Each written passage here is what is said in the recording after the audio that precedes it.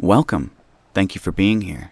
If you wouldn't mind giving us a like, and consider going ahead and subscribing as well, that would be fantastic. And if you really want to go the extra mile, go down to the description below and click the Patreon link. Lots of cool stuff going on there. As always, I love you, and enjoy the show, guys.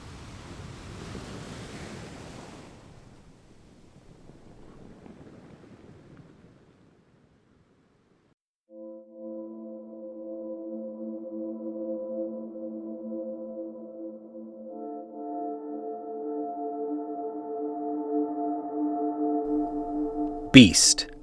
A story by user Jake the Snake Bake Cake.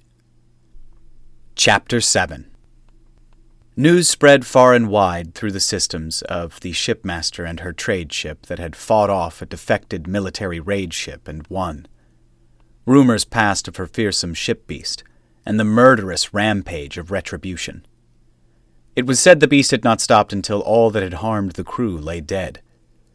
Rumors quickly turned to fame, and fame was quick to jump to legend as the story left one mouth and was retold by another. From trader to trader, port to port, until everything was lost upon countless retellings and translations. The word also spread of the bounty the shipmaster had collected as well, as the raid ship had been found responsible for the deaths of at least 7 ships and their crews. A pretty bounty, to be sure. But what was done with it was what brought fame to the shipmaster. Every credit had gone to the families of the dead as compensation. All 43 of them. Their families would grieve, but they would not be cast out onto the streets. Shipmaster Yatale went from being barely a trip away from permanent grounding to the captain of the most requested trade ship overnight. Her status was that of a warrior trader of old, reborn into the new era of commerce. At every new port, applicants fought tooth and nail for a chance to join the crew. Contracts flooded in like a dam had broken. Her ship had been repaired and outfitted in tokens of favor and generosity. To say she was unsure of what to do with it all was an understatement. She was downright overwhelmed. If the support hadn't been enough, though, the job offers were far more impressive. The most highly esteemed of the trade jobs and routes were along the fringes, close to the quarantine zone's ever-expanding border. The Union military funded work that could set an entire crew for retirement after only a few cycles. But the risks involved balanced that scale. Deserters and slavers moved in when the military moved out. The military would leave outposts, of course, and it was these that were crucial to the supply lines. But Union enforcement quickly faded when leaving those as their manpower was beginning to spread thin. This had driven the need for deliveries to pass to civilian crews and to pass some of the guarding of these routes to mercenaries. Mercenaries that would turn to piracy the moment their pay stopped. Fringe work was a dangerous business in between ports. Of her original crew, only 27 had survived, and of those, only 23 were fit for duty. She and her spawn, the medical crew, half of those on the bridge, and the engineers who had been in the good fortune of finding themselves in the right place at the right time. That place, of course, was behind the ship beast. Her human, as he identified himself. Strangely enough, he seemed content to remain in the position as a guardian. A decision which was fine by her opinion, despite her unease with its mysterious origins. She knew the human was far more than capable of the job. He stood quietly at her side on the bridge, collar gleaming reflections of light and holograms before sealing to his flesh, as if his skin was simply metal for that chosen portion. The translator patches had sealed to his flesh and been similarly incorporated but were no longer visible, as they sealed to the bone beneath his skin. He wore a simple garment that covered his waist and a portion of his lower legs, but that was all. He had said the ship was slightly too warm for him in clothing, and his metabolism was more than enough to prove this true, as he could put away more food than any 5 of the crew combined. A simple glance at the strange creature would not identify it as dangerous. Dense, perhaps, quite primal in form and appearance, but not inherently lethal. Yatale knew firsthand that this was deception. If the broken brace at her wrist wasn't proof enough, the weapon that hung on the wall next to the human would be. A bloody souvenir from the raiders' boarding. During their first landing after the military escort, she had sent the human to guard her spawn and several of the accompanying crew members as they went on shore leave. It was customary to have crews let off to spend some of their hard-earned credits, but she had not expected them to all spend a majority of those on a single purchase. A long, two-handed blade. It had been put together with the metal from two of the blades left behind after the attack. Obviously, the design had been drawn up for a military mechanized unit. It was thread-woven with some of the same material that made up her outer hull. Dense, interwoven metallic sheets that had been molded together under intense pressure and steered into shape by electromagnetic pulses. Dense with mass that would throw any of her crew off balance no matter how much they dropped the gravity on the ship. The weapon had seemed graceful in the human's hands. It had a single edge, dropping away from a crossguard. Dangerously sharp. The edge ran down a straight and curved up slightly at the end. The last portion of the back length was also edged, creating a fearsome, curved tip. It seemed to beg for combat. Sanat and Saiza had also purchased weapons with their pay, as had most of the crew. Likely with their savings from previous trips considering the price of the military-issued equipment gleaming on the wall. All of them now wore light pistols, each with 10 rounds of the ammunition. Her crew had seen enough of their blood spilled, and their stares, when not occupied by the task at hand, brought Yatale chills. They mourned as their species traditionally did, in silence.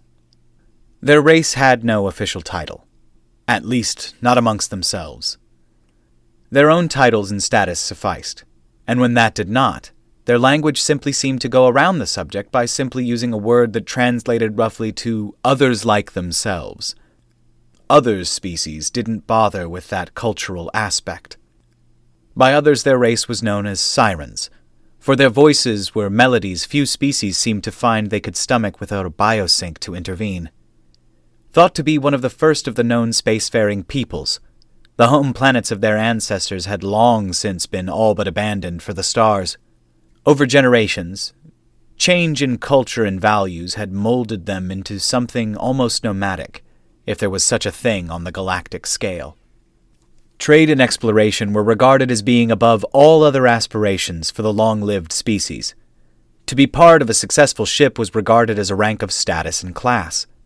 Few of their kind was capable of any extended stay upon solid ground, though a select few had been known to take to planets with oceans in their retirement. The waves and endless horizons a suitable replacement for the stars above. A cracking sound brought her attention once again to the human. It had a strange mannerism in which it would twist its joints to such a degree that audible pops of pressure were released. It certainly seemed to put the newer members of the crew on edge, but she had come to the impression that he did it specifically to annoy her, a trait she actually found reassuring, as it encouraged her to believe it was not simply intellect and killing potential. She and her guardian had reached their agreement behind closed doors. He would remain under the guise of a ship guardian, and he would follow her commands. In return for this, she would assist him in finding if his people still existed. He would have no better chance than to be on a trade vessel traveling to every known corner of the galaxy. Inyatale's ship and crew would be well protected.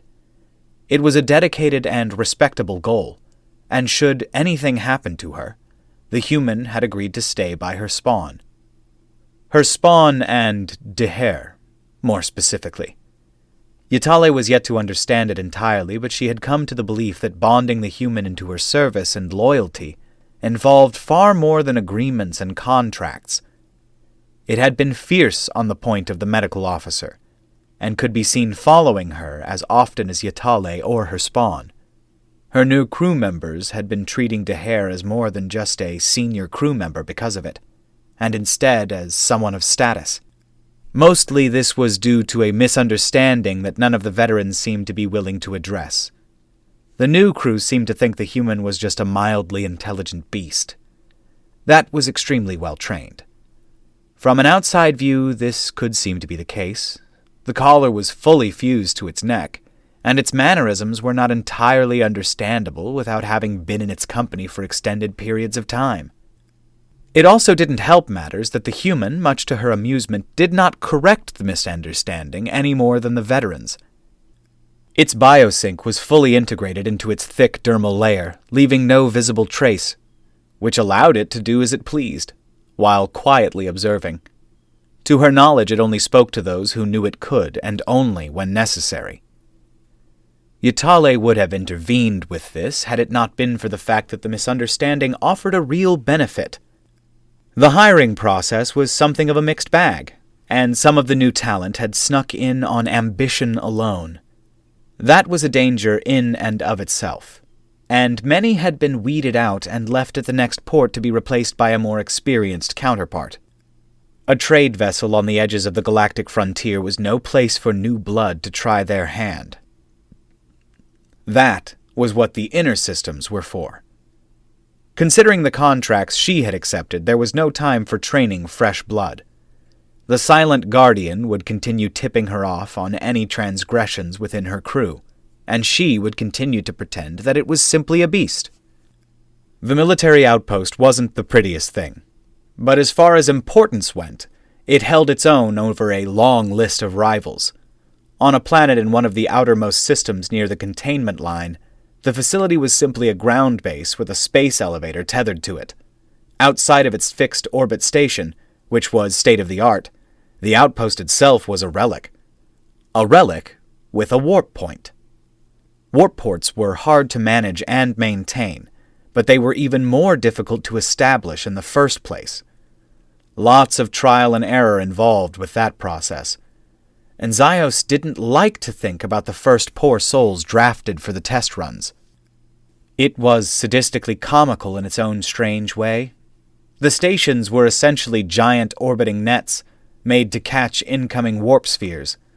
Primitive as it got, but considering the unpredictable nature of the task, they functioned well.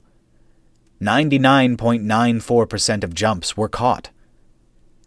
The other 0.06% had a different fate. Acceptable losses is what the military classified those as. He classified those as better them than him. His synthetic body was bipedal this time. For some reason he preferred these bodies to those that crawled on multiple limbs, or any of the other varieties. He had tried them all by now and settled on simplicity. Many of those structures were overcomplicated, and having less to worry about made things easier for Zaios to focus on. He needed that focus. Acting as a living parcel, he delivered his information by memory alone, and had reported to several different messengers, who in turn reported directly to High Command by means of FTL transit.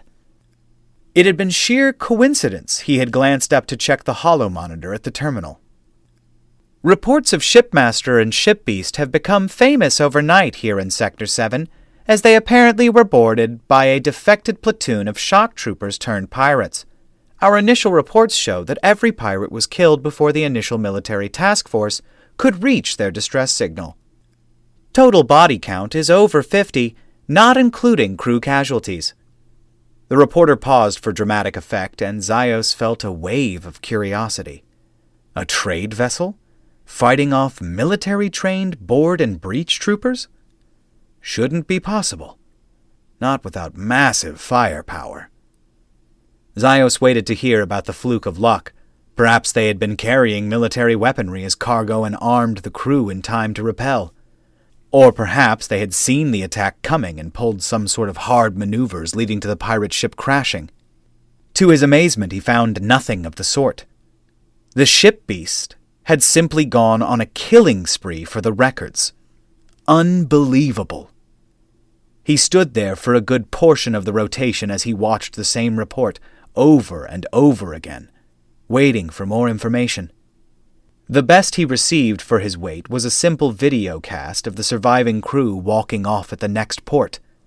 Their ship had limped in, to say the very least, and the visible damage was tremendous.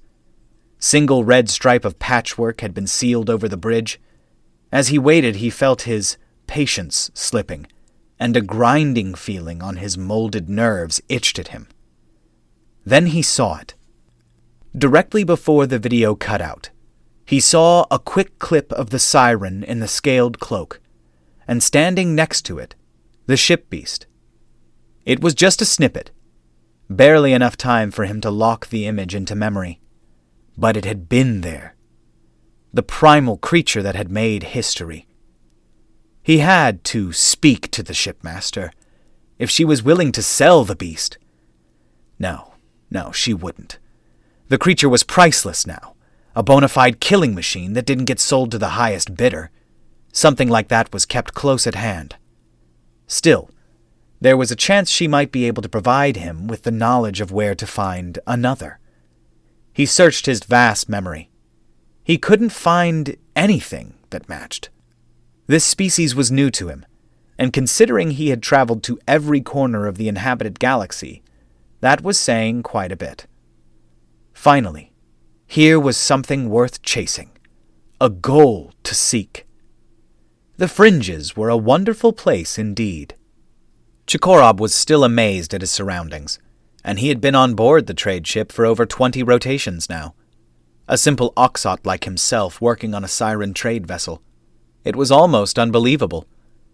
Most crews had some such variety, but it was widely known and respected that the most elite crews were those with a siren shipmaster with recognition from the Trader Guild, and siren shipmasters were notoriously picky about other species on board their vessels.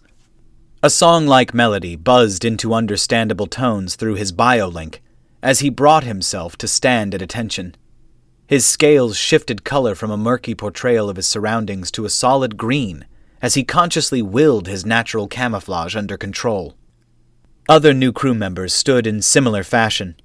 A few were siren, but the others were of different species. He knew the closest of which was a Rulla, and had quickly attempted to stay out of its way when he realized it was not the friendly merchant type he was used to on the surface. Its body had one set of upper limbs which bore markings of military service, and below its slender torso lay two sets of lower limbs which joined the muscular body in a sleek manner and gave it a streamlined appearance. Each of the limbs ended in a 3-digit claw that clacked and clicked on the metal floor of the ship as it shifted positions. To the far side of the room, Chikorob could see 2 other new recruits, which were unfamiliar to him. Like the Rulla, they too bore tattoos showing military service on their bodies. But their bodies themselves were covered in spiked carapace. It resembled armor and likely had the same effect. Their 3 sets of upper limbs seemed to end in overlapping, clamp-like fashion, while their lower 3 sets of limbs seemed to be set at strange angles. Their movement gave off the impression of scuttling. Turning his attention back over to his deep green scales, he inspected himself to be certain he was presentable. Like most Oxot, he was strong, at least strong when physically compared to most species in the Union. But Chikorob had never trained in combat. Many of his fellow hatchlings had gone out and joined ranks with military units, but Chikorob had found his calling as an engineer. To join a successful ship had always been his goal, and he had slowly worked his way up with a series of difficult jobs, starting as a simple orbital technician planetside and going up from there. He had worked on ships in station docking for 7 cycles before getting this opportunity, but he was beginning to wonder if he had bit off more than he could chew. This was fringe work, after all. As you all should know by now, Shipmaster Yatale has obtained contracts with the Union military along the 89th section. We will be joining up with a convoy of ships along the tradeway and unloading cargo at the outposts as we travel. We will then receive payment and instructions for a second contract. Their assigned senior crew member had arrived and begun their briefing for the rotation. I know many of you have grown rather impatient with the long stay at the previous port, but we had to be certain all new members of the crew were suitable. That was certainly true. The interview process itself had stressed Chikorob past the point of his color control, and had been done in person by the shipmaster. The entire time he had been answering her questions and providing explanation, that ship beast had been slowly circling. It was docile in appearance, but that pacing reminded Chikorob too much of a predatory beast. The thing he remembered the most was the sound of its strange feet. Oxot had surprisingly good hearing for a species that had no outer ears. They relied heavily on detecting vibrations through the scales on the bottom of their feet, which had evolved on the plains of their home world. When there was no true cover for miles, blending with the scenery and feeling motion from miles away had been true necessity. But for some reason the ship beast seemed to walk almost imperceptibly. Unlike most species, the creature seemed to have an almost triple-touching step. It slipped lightly from its toes to a rounded section of the heel in a graceful sequence of bipedal motion. That was the grace of a hunter, and it reminded Chikorob greatly of the death beasts that had preyed upon his species for thousands of years before Oxot had banded together in intelligent society and taken control of their home world. He recalled visiting a museum once while in a center world station. In it there were detailed studies and displays for public view on creatures long brought to extinction on any planet within the Union's reach. Creatures that had been too strong and primal to be truly tamed, and deemed a threat to intelligent life. The ship beast seemed to scream a silent threat as it moved that made Chikorob almost doubt the sealed collar on its neck. Where had the shipmaster found such a creature? He dared not imagine. He had not been surprised to learn it came from a high-gravity environment, but he had been surprised to learn how much power the shipmaster dedicated to the beast's pen to replicate it. Generally, a ship engine was an unlimited use. As long as output was minimal, it would persist for at least 200 full cycles before needing replacement. The shipmaster was going to be lucky if theirs lasted 15 at the rate it was in use. All ships had the function built in for gravity focus shifts, especially if certain cargo had specific conditions to be met. Generally, though, even the hardiest of crews would never hold the gravity in any section of the ship for more than 50% over the standard galactic gravity constant. Despite this, for some reason unknown to Chikorob, the beast pen, which was a large open storage unit near the medical bay, was held at well over twice the normal gravity on the ship.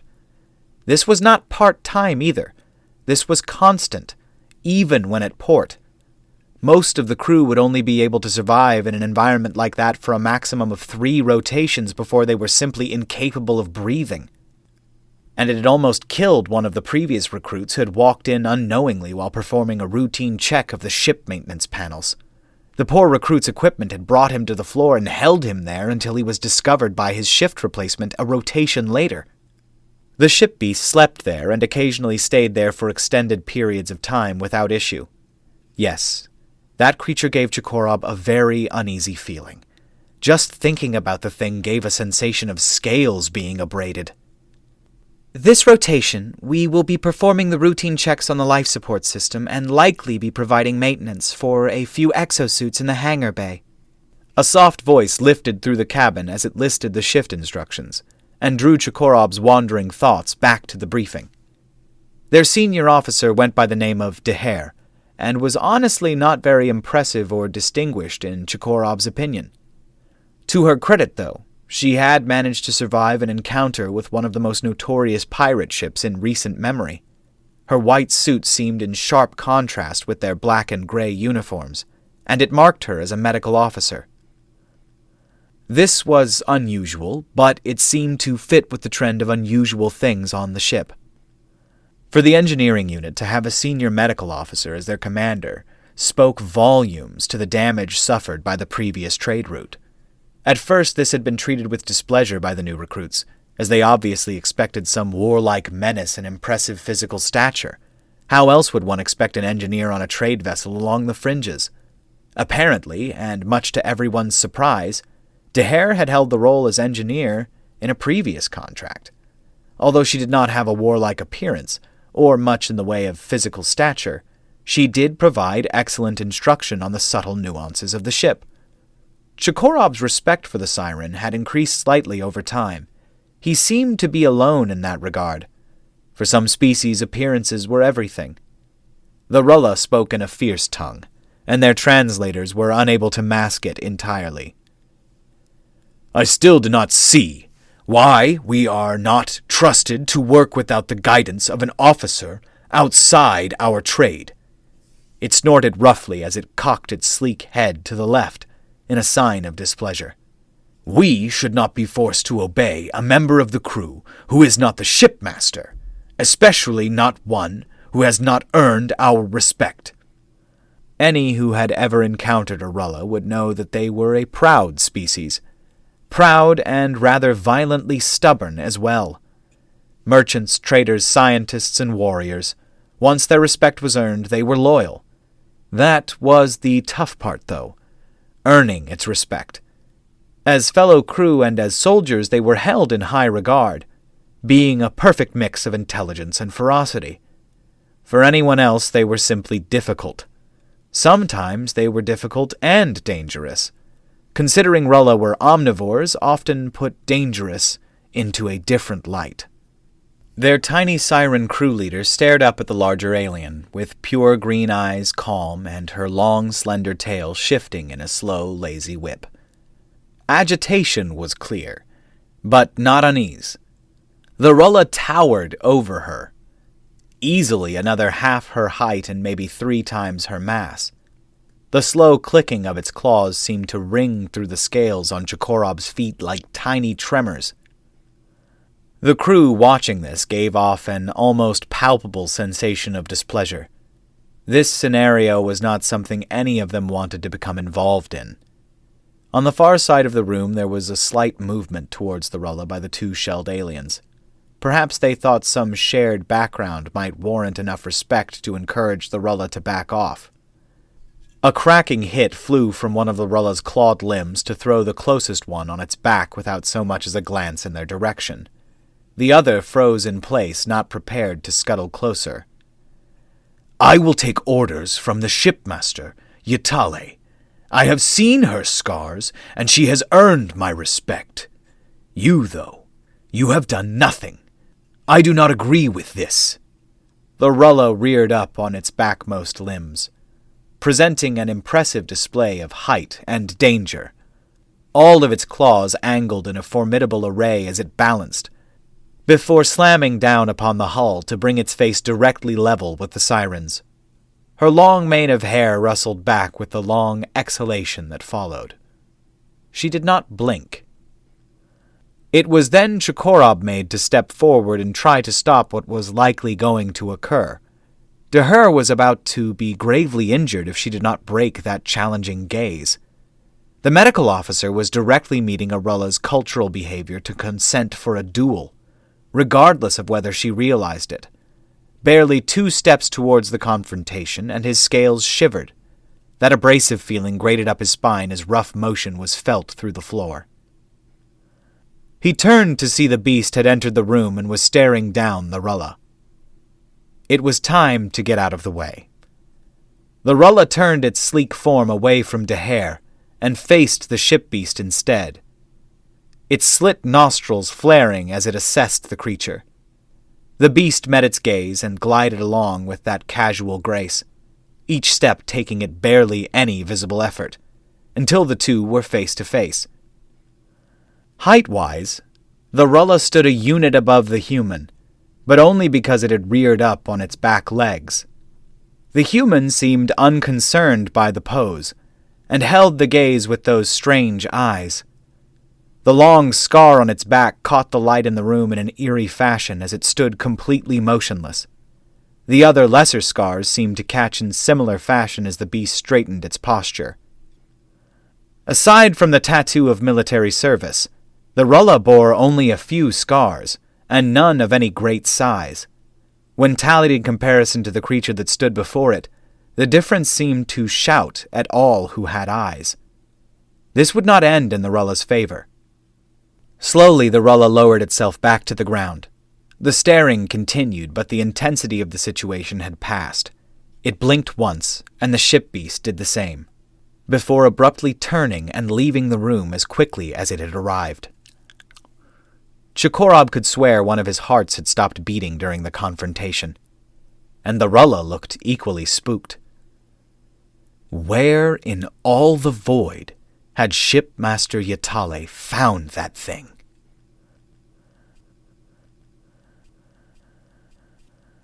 All right, guys, that's going to be it for this one. Thank you so much for watching or / listening. I appreciate you being here. As always, like, comment, and subscribe. Go over to the Patreon if you'd like. Lots of fun stuff, as always, going on in the Discord, which will be linked in the description as well. I probably should have been doing that for a while. Tony told me to. I forget things. I don't know what to tell you. But anyway, guys, thanks for being here. I appreciate you. What does everybody feel about yogurt? I've been eating a lot of yogurt lately. A lot of yogurt. Lot of yogurt. What kind of yogurt do you like? Like, what flavor?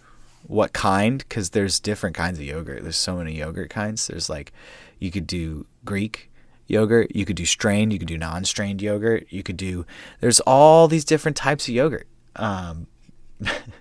I like mine with blueberries or cherries. Delicious. Full of antioxidants. Eat your colors, guys. It's good for you. Anyway, guys, I appreciate you. Thank you for being here. I love you. And I will talk to you all in the next one. Bye, y'all.